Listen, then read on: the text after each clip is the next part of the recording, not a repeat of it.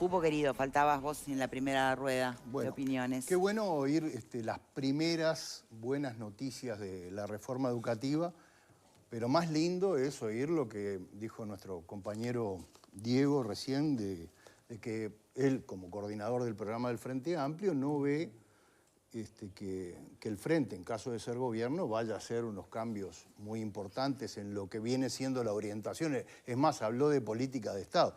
Y él no horsiqueó, él dijo cosas concretas.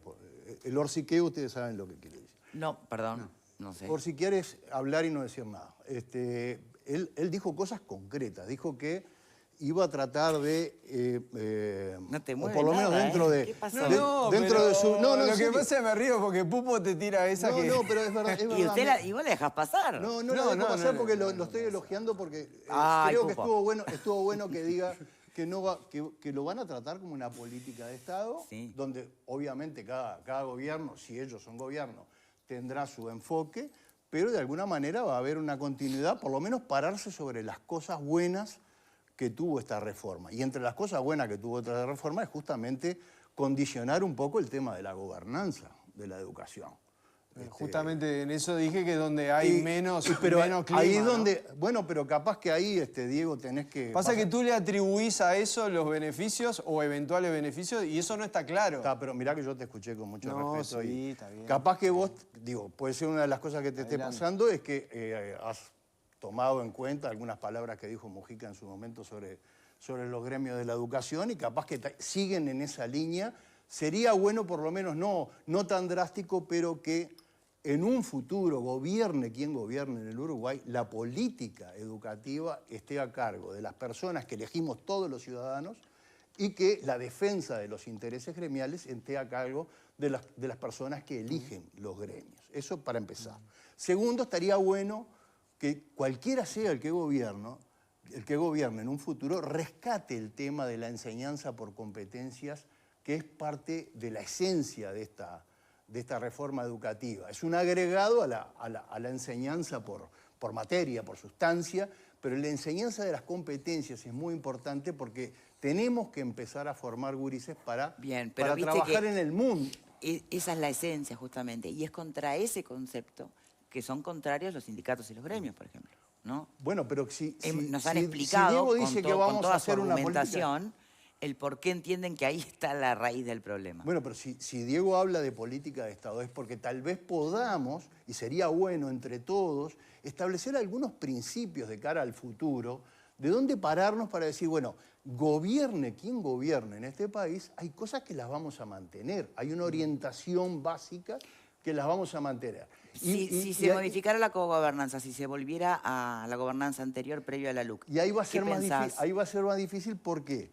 Porque hay ahí una filosofía que la transmiten los gremios. Yo no la cuestiono per se, la cuestiono en sustancia, pero digo, tienen todo su derecho a discrepar con nosotros.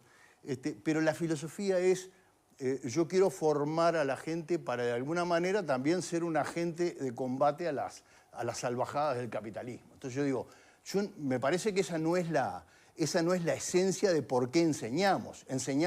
Primero enseñamos a los gurises para ser felices en su vida, para proyectarse, para realizarse y para poder insertarse en el mundo del trabajo. Después vemos qué hacemos con el capitalismo. Sí. Bueno. Y la pregunta es, ¿en qué mundo del trabajo te querés insertar? En el mundo del futuro. Y bueno, ahí está el punto. En el que viene. Porque esa dicotomía es, o es ir por contenidos o es ir por competencia. ¿Por qué tendría que ser una dicotomía? Claro, desde ya bajemos eso. Pero Diego, no es una simplificación del debate educativo terrible. Ni ustedes lo plantean, ni creo que menos lo plantea el gobierno de coalición. O sea, me parece que lo que estamos hablando es conciliar la enseñanza por competencias de la enseñanza sustancial por materia. Me parece que creo que es el sendero por el cual se está trazando esta reforma educativa. Claro. Lo que me preocupa, y ya es una pregunta para nuestra invitada, antes que me pegue Diego, que está preparando sus dardos ahí para tirarme con lo que tiene, es ¿qué pasa con Montevideo? Porque unos datos preocupantes del informe que presentaron ayer es el tema del bajo egreso en Montevideo, pero además un muy notorio bajo egreso que se mejora cuando vos le sumás los institutos privados a los institutos públicos. Esa es una de las cosas. Y la otra cosa es la feminización de la enseñanza en la medida que va subiendo, o sea, las personas que sobreviven en la enseñanza más bien son del sexo femenino y no los del sexo masculino. ¿Qué está pasando allí? Bueno, voy a contestar esas dos preguntas, pero quiero después, si me permiten, hacer un comentario con respecto a la gobernanza, que me parece que es un punto bien interesante también, que no es sobre educación de fondo, pero que hace a la cosa. En lo que tiene que ver con Montevideo, sí, es un departamento que tiene un nivel bajo de egreso.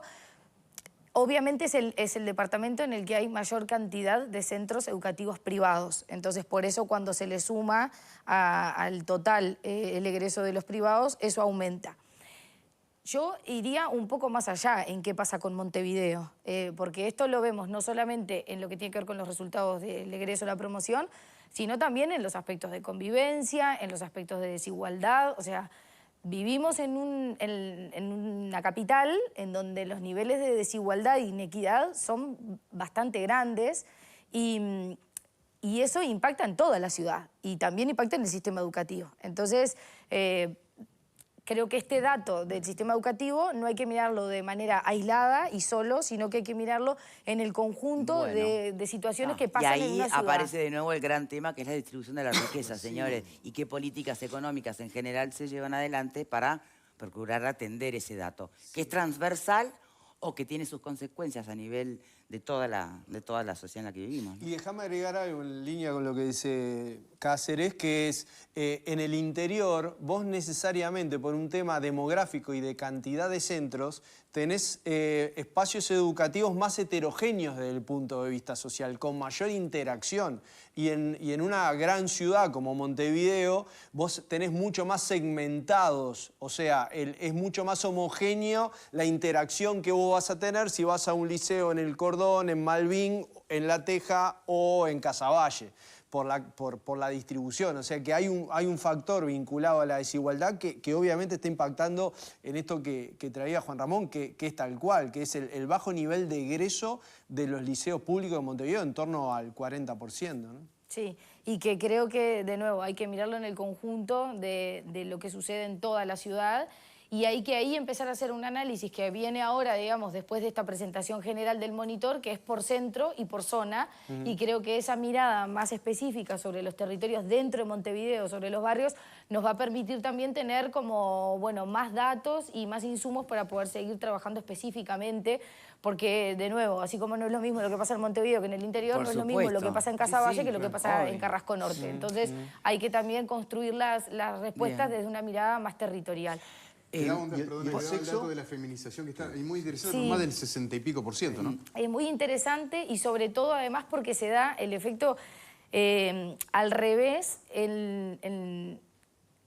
Nosotros tenemos en educación media, en secundaria, dos como programas, dos planes distintos. Uno que tiene que ver para adolescentes específicamente, que son aquellos que cursan en la edad teórica que deberían cursar, y después los planes de jóvenes y adultos, que es para aquellos que cursan en planes distintos. A destiempo, digamos, A destiempo. En esos planes pasa exactamente lo mismo. O sea, mirá. la mayor cantidad de estudiantes son mujeres que por lo general vuelven al sistema educativo después que fueron madres y que retoman sus estudios porque los dejaron por alguna razón. Hay que hacer un corte más específico, hay que cruzarlo con otros datos, pero todo en principio indica que los varones, así como las mujeres, empiezan a postergar su maternidad y eso genera también un efecto en el sistema educativo porque logramos retenerlas mayor Claro. tiempo.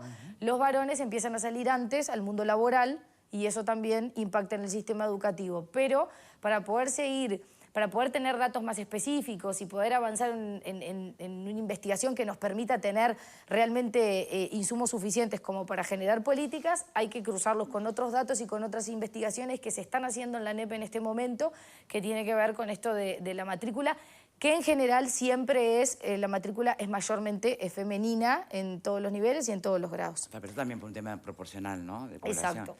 A mí me queda un temita, No, dale. que tiene que ver con los consensos, ¿no? Sí, se llevó a cabo en esta administración esta reforma.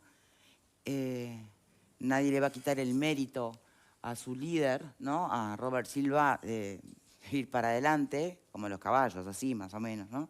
Ahora, ¿cuánto mejor podría haber sido de haber encontrado consensos y apoyo en los docentes, ¿no? Entonces, sobre ese aspecto puntual, ¿qué se plantea en un eventual nuevo gobierno de la coalición en este segundo piso? ¿Se va a seguir gobernando, se va a seguir conduciendo la educación en esa misma línea, dejando a los sindicatos y a los gremios protestar sin lograr atraerlos a la propuesta y volverlos protagonistas cuando en los hechos lo son, ¿no? Porque son quienes después la terminan llevando adelante, mejor o peor? Creo que hay que hacer como algún recorte en el planteo que vos hacés. A ver.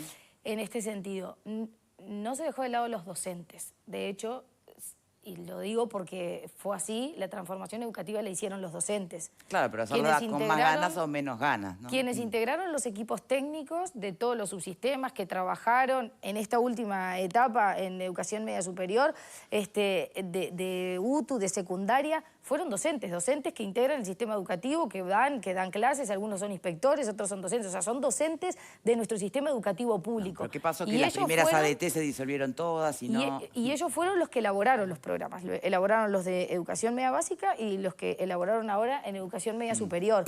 También en esta instancia participaron, por ejemplo, integrantes de las ATD, en este caso de la ATD de UTU también participó en los equipos, en la elaboración de los programas de educación media básica, de ELEVI, perdón, también participaron integrantes de las ATD, que en un principio se los invitó a participar, después las ATD decidieron retirarse, pero algunos de sus integrantes decidieron quedarse en nombre personal. Entonces, lo que quiero decir con esto es, por supuesto que hay una mirada de los gremios o del sindicalismo dentro de la educación que es contraria al proceso de transformación educativa. Eso puede ser compartible o no, es respetable, es su mirada y es su posición y creo que el objetivo de eso debe ser enriquecer el debate. No estoy de acuerdo con decir que los docentes no participaron del proceso de transformación. Creo que sí participaron. Y creo que los ¿sabés niveles a lo que me refiero, no? Obviamente que son los protagonistas y los que después lo tienen que implementar. Pero no solamente los que tienen que implementar. No hubo consenso, fueron 40 un paro tras del otro porque no estaban de acuerdo en muchas cosas. No estuvieron los docentes sindicalizados, Sí. Los sindicatos docentes manifestaron su posición contraria. A mí me parece que están en todo su derecho de hacerlo.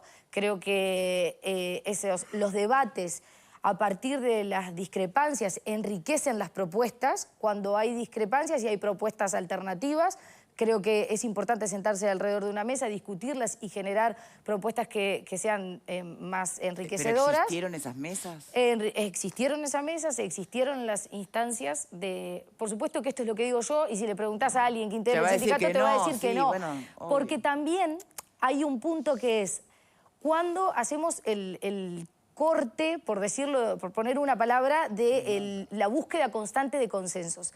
Yo soy una persona que creo en el diálogo, en la búsqueda de consensos y en generar acuerdos. Hay un momento en el que uno tiene que tomar decisiones. Eso es gobernar. Y sí. Entonces, hay un momento en el que uno tiene que tomar decisiones y uno puede buscar todos los consensos posibles, crear estrategias, que podremos discutir si siempre se pueden buscar otras estrategias, si se podrían haber buscado otras distintas. Eso es otra discusión. Pero hay un momento en el que la búsqueda de consensos tiene que tener un parate para tomar una decisión y a partir de ahí empezar a proyectar. Porque si no, nos pasaremos 5 años buscando consensos y sin avanzar en temas que son tan importantes para el país como la educación, en donde nos jugamos todo como país. Sobre ese punto, Diego, ¿qué mirada tiene el Frente Amplio hoy? A ver, yo, en principio voy a decir la mía, porque el Frente Amplio es mucha gente y puede haber muchas miradas. Yo no identifico que haya existido algo así como un bloqueo a la transformación educativa. Creo que el gobierno hizo todo lo que quería hacer en términos... No, digo porque que no haya conflicto en un área tan relevante de política pública es imposible. Quizás ni siquiera sea deseable, porque habla de que hay distintas visiones y el juego democrático es que se contrapongan esas visiones. No hubo un bloqueo a la política educativa. Yo eso la verdad es que no lo identifico. Pero no se habló de algo que sí te quería preguntar, que es un incremento muy fuerte en las inasistencias. digamos, pasamos de 20 inasistencias promedio por año a 35 inasistencias por año en el primer año de bachilleratos, de enseñanza media superior. Y también vimos hace poco unas gráficas vinculadas a primaria donde las inasistencias se dispararon. Sin estar presente en el aula, ¿se puede aprender? Esa vendría a ser la Bueno, pregunta, por ¿no? supuesto, claro. No, Sí. claramente no. No ir a clases implica un día perdido de no aprendizajes. Las inasistencias es un tema que nos preocupa mucho dentro del sistema educativo. Por supuesto que había ya un nivel de inasistencia que era alto en relación a lo deseable. Sí. La pandemia ha hecho muchos estragos. Nosotros hicimos hizo Ceibal, perdón, no lo hicimos nosotros, hizo Ceibal una investigación a través de una propuesta nueva que tienen allí dentro de Ceibal, que tiene que ver con analizar los comportamientos en determinadas relaciones, a determinados aspectos. Se hizo una investigación con el tema de la inasistencia y se determinó, y a partir de allí fue que generamos esta estrategia, ahora sí conjunta, de la remisión de las cartas en primaria, que hay un componente de comportamiento y cultural que es casi que estructurante en el tema de la inasistencia, y que la pandemia ha hecho mucho estrago en ese sentido. Hay una baja percepción porque por lo general las inasistencias no son de corrida, sino que son salpicaditas, entonces no se logra visualizar el conglomerado, la cantidad de días de inasistencia que hay, y eso baja el nivel, digamos, de percepción de la importancia o del no impacto de esa inasistencia, porque faltó una vez por semana, 2 veces por semana. Por eso estamos implementando este sistema de cartas, además de un conjunto de otras acciones, sobre todo en primaria, con un plan que se llama Plan Asiste, en donde hay distintos niveles de acciones, tanto desde las inspecciones, la inspección técnica, las inspecciones departamentales, las inspecciones de centros y las direcciones de los centros educativos, que se suma a esta propuesta con Ceibal, tratando de mejorar un aspecto que es fundamental para poder, a partir de ahí, hablar de cualquier aprendizaje posible. Virginia Cáceres, muchísimas gracias por habernos acompañado en el día de hoy. La presidenta de ANEP. Sé que hay muchas preguntas en la vuelta, lo tengo clarísimo, pero no tenemos más tiempo por ahora. Sin duda sí estar atentos a cuando empiecen a aparecer más indicadores que completen la fotografía para poder anticipar si cuán optimista o cuán incrédulo se puede estar frente a los primeros pasos de esta transformación educativa. Bueno, muy bien. Vamos a cambiar de tema. Voy a pedir ahora una crónica de Telemundo